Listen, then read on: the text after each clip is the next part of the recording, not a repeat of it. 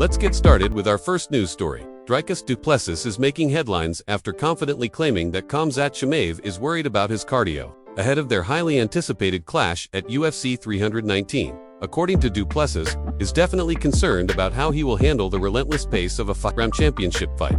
The South African champion pointed out that while both men entered the UFC around the same time, their careers inside the octagon have taken very different paths. Duplexes is already preparing for his third title defense, while Chames is only now gearing up for his first championship bout. For Duplexes, that gap in experience isn't just a minor detail, it's a game-changing factor. Being in there for 5 rounds changes everything. Duplexes explained, "Don't tell me Kamzat isn't thinking about it. Sure, he can say, I kill everybody, I smash everybody. Great, but deep down, he's never been able to keep up that same pace once the 3rd round comes around.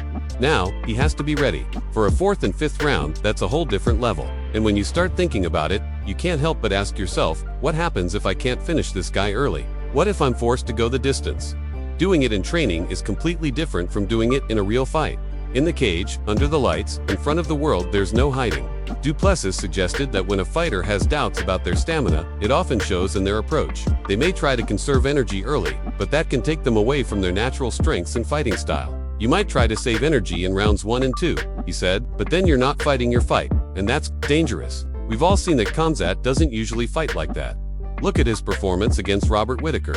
He went out there at full speed, just like always. That tells me that even if he has doubts in his head, he's still fighting as if he doesn't. And when you do that against me over 5 rounds, it's going to cost you. The middleweight champion made it clear that while he respects Chames' aggression, he has no doubts about his own conditioning. "I have zero doubt," Duplexes stated.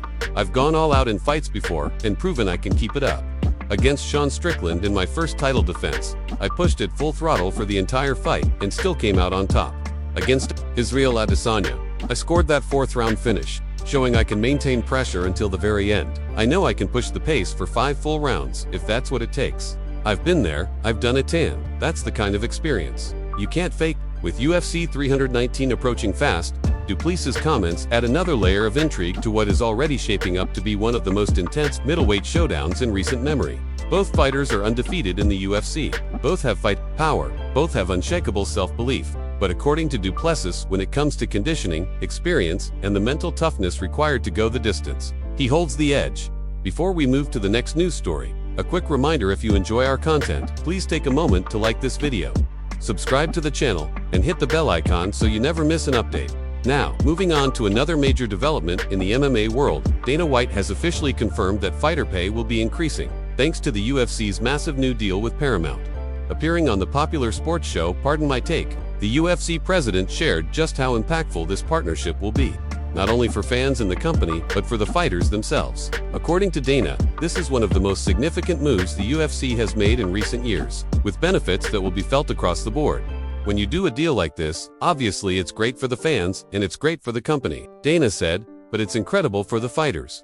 We've always had a motto: you eat what you kill. When it comes to pay-per-views, mathematically, you just figure it out, and it's going to be amazing. They eat what you kill. Philosophy means fighters directly benefit from the revenue they generate, especially in high-selling events. With Paramount's global reach and new pricing model, Dana believes fighters will have access to a much larger pool of potential buyers, translating into significantly higher earnings." He stressed that this isn't just corporate hype. There's a real, tangible shift coming that will change how fighters view their futures in the organization. Dana also pointed out that the UFC has a long history of raising fighter pay every time a major broadcast or streaming deal is signed. "Every time we've made a new deal, fighter pay has increased," he emphasized. "This time is no different." In addition to bigger paychecks, Dana highlighted the huge boost in exposure fighters will receive. One of the biggest changes is accessibility for fans. Instead of the traditional $80 plus pay-per-view price, fans will now be able to watch for just $12.99. More people are going to watch. More eyes will be on these athletes, and that means bigger names, bigger followings, and more opportunities for sponsorships and personal brand growth, Dana explained. The Paramount deal, he said, isn't just about a better payday on fight night, it's about building long-term value for fighters. Increased visibility could help younger, up-and-coming athletes build fan bases much earlier in their careers, while established stars could break into new markets and connect with audiences worldwide. The ripple effect, according to Dana, will be felt across every weight class and every division. While Dana has often faced criticism for fighter compensation in the past, he's confident this new era will silence many of his critics. He sees the Paramount partnership as a true game changer, not only for the UFC as a business, but for how fighters envision their careers inside the octagon. If Dana's promises hold true, UFC athletes could be entering a new golden age, one where bigger paydays and larger fan bases go hand in hand. In uplifting news from the MMA community, a moment has emerged that transcends fight results and rankings. Former UFC fighter and Olympic wrestler Ben Askren is finally returning home after another challenging hospital stay. Earlier this year, Askren faced a life-changing battle, undergoing a risky double lung transplant. Just 2 weeks ago, he was readmitted to the hospital due to complications following the surgery, sparking concern throughout the MMA world. Fans and fellow fighters from around the globe rallied behind him, offering messages of support and prayers for his recovery. Known for his toughness inside the cage and his humor outside of it, Askren has always shared his personal journey with his supporters. This time was no different. On Instagram, he posted an update alongside a photo, writing, "Escaped again. Hopefully, this time it sticks."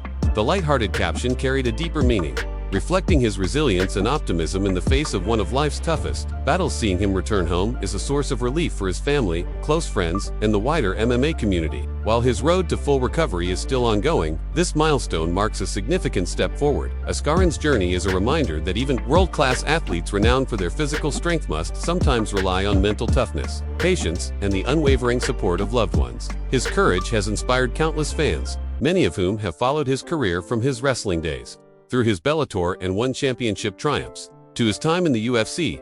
As he continues to heal, the hope is that each day brings him renewed strength and stability. For now, fans everywhere can take comfort in knowing that Funky Ben Askren has once again beaten the odds and is heading home to continue the fight, surrounded by those who matter most. Alexander Volkanovski has fired back in emphatic fashion following recent comments from Henry Cejudo. Cejudo stirred controversy by claiming that both Aaron Pico and Lauren Murphy could defeat the former featherweight champion at this stage of his career. Those remarks quickly spread across the MMA world, prompting a swift and confident response from Volkanovski. Speaking to Main Event TV, Volkanovski addressed the idea of a potential matchup with Pico and, rather than avoid the subject, he embraced it. The thought of facing Pico excites him, not out of concern, but because he's absolutely certain he would dominate. Particularly in the wrestling department, he might get 1 or 2 takedowns. If he even gets me down, I'm straight back up, Volkanovski said with a shrug. His best chance would be to land a big shot, but other than that, I mopped the floor with him. His words were more than simple bravado. Volkanovski's career has been built on neutralizing elite wrestlers and forcing them into uncomfortable territory. Facing someone like Pico, in his view, would be just another opportunity to demonstrate that skill set.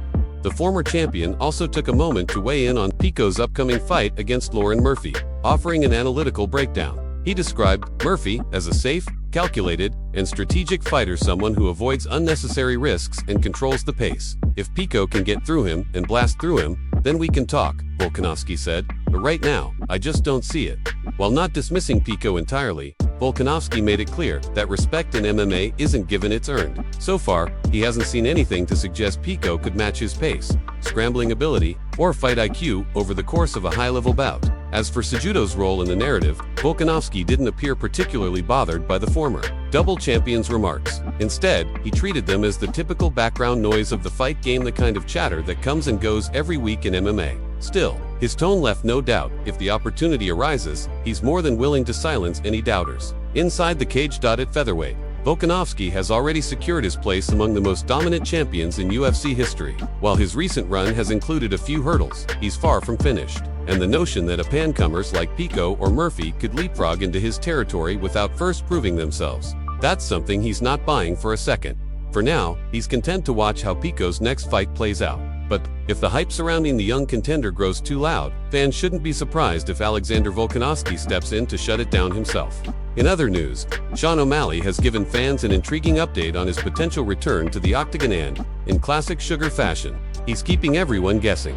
The reigning bantamweight champion revealed that he's currently targeting either November or December for his next fight. That's the plan for now, but he admitted there's also a chance he might not compete again this year at all. Interestingly, O'Malley shared that he actually asked for a short notice fight against Corey Sandhagen at UFC 318, right after the co-main event for the Max Holloway vs. Dustin Poirier card fell through. It would have been a risky, high-profile move, but one that perfectly fits O'Malley's confident and unpredictable personality. I don't know when, I don't know where, and I don't know who, O'Malley said. If I had to guess, it would be November or December. Ideally, I fight one more time this year, but it's possible I don't fight again this year. Honestly, it's even possible I never fight again. You just never know. What if I break something? What if I get injured? You can't predict these things. The statement might sound dramatic, but O'Malley's point is clear: the fight game is unpredictable. Injuries, unexpected setbacks, and shifting opportunities can change everything in an instant. He's well aware that MMA careers can be short, and while he loves competing, he's realistic about the toll it takes on the body. O'Malley also touched on a phenomenon many fighters experience: the post-fight urge to get back in the cage. Immediately, right after a fight, for a week or two, you're like, I want to fight next week, he explained. But then you chill for a bit, and once you start relaxing, you keep relaxing. That's just how it goes. The post-fight adrenaline high eventually fades, replaced by the comfort of recovery, family time, and letting the body heal.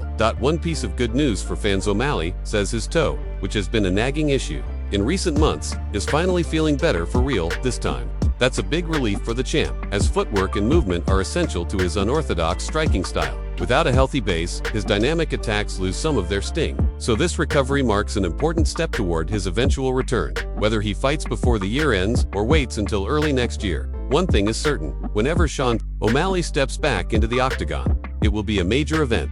His flashy performances, confident trash talk, and one-of-a-kind personality have made him one of the UFC's most marketable stars, and fans will be counting the days until his next walkout. For now, all they can do is watch and wait, just like the champ himself. Michael Chandler has added his voice to the ongoing debate over the lightweight title picture, and in his mind, the choice is clear: Justin Gaethje should get the next shot at Ilia Topuria. From Chandler's perspective, Gaethje has more than earned another crack at UFC gold. If it were up to me, Chandler said, I'd give the fight to Gaethje. I want to see him go out there and fight for the belt. Chandler's reasoning is simple: Gaethje has been one of the most exciting and dangerous fighters in the division for years, consistently delivering thrilling performances and never backing down from a challenge. In Chandler's eyes, that type of legacy and unwavering commitment should be rewarded with the sport's biggest opportunity. However, Chandler also acknowledged that things get more complicated when viewed from the UFC's matchmaking perspective, what he calls putting on the Hunter Campbell hat. From that angle, there are multiple moving parts.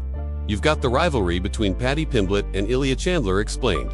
That's a fight the UFC could want to make just because of the built-in drama and attention it would get. Then you've also got Arman Tsarukyan in the mix. Chandler noted that Tsarukyan recently pulled out of a fight the day before the event due to a sore back. While Chandler wasn't suggesting Tsarukyan needs several more fights before earning a title shot, he pointed out that such circumstances inevitably factor into matchmaking decisions. Still, Chandler was clear: while he respects Tsarukyan's talent, Gaethje's resume speaks for itself. Gaethje has been a mainstay in the organization and at the top of the division. He's earned it. I would give it to him, Chandler said. It's an opinion many fans share. Gaethje's all-out wars inside the cage have made him a fan favorite and a proven draw. But as always, the UFC must balance merit with marketability. That means the decision could ultimately come down to timing, injuries, and the momentum of the moment. With UFC 319 just around the corner, these debates are only adding fuel to an already blazing fire. The rivalries are intensifying, the stakes are higher than ever, and in the fight game anything can happen. Alexander Volkanovski has fired back in emphatic fashion following recent comments from Henry Cejudo. Cejudo stirred controversy by claiming that both Aaron Pico and Lauren Murphy could defeat the former featherweight champion at this stage of his career. Those remarks quickly spread across the MMA world, prompting a swift and confident response from Volkanovski. Speaking to Main Event TV, Volkanovski addressed the idea of a potential matchup with Pico and, rather than avoid the subject, he embraced it. The thought of facing Pico excites him, not out of concern, but because he's absolutely certain he would dominate. Particularly in the wrestling department, he might get 1 or 2 takedowns. If he even gets me down, I'm straight back up, Volkanovski said with a shrug. His best chance would be to land a big shot, but other than that, I mopped the floor with him.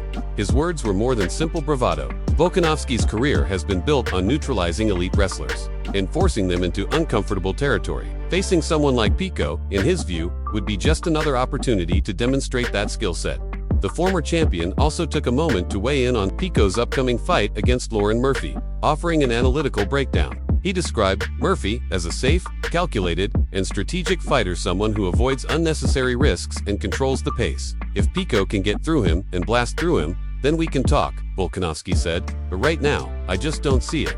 While not dismissing Pico entirely, Volkanovski made it clear that respect in MMA isn't given, it's earned. So far, he hasn't seen anything to suggest Pico could match his pace, scrambling ability, or fight IQ over the course of a high-level bout. As for Cejudo's role in the narrative, Volkanovski didn't appear particularly bothered by the former double champion's remarks. Instead, he treated them as the typical background noise of the fight game, the kind of chatter that comes and goes every week in MMA. Still, his tone left no doubt. If the opportunity arises, he's more than willing to silence any doubters. Inside the cage. At featherweight, Volkanovski has already secured his place among the most dominant champions in UFC history. While his recent run has included a few hurdles, he's far from finished. And the notion that up-and-comers like Pico or Murphy could leapfrog into his territory without first proving themselves, that's something he's not buying for a second. For now, he's content to watch how Pico's next fight plays out. But if the hype surrounding the young contender grows too loud, fans shouldn't be surprised if Alexander Volkanovski steps in to shut it down himself.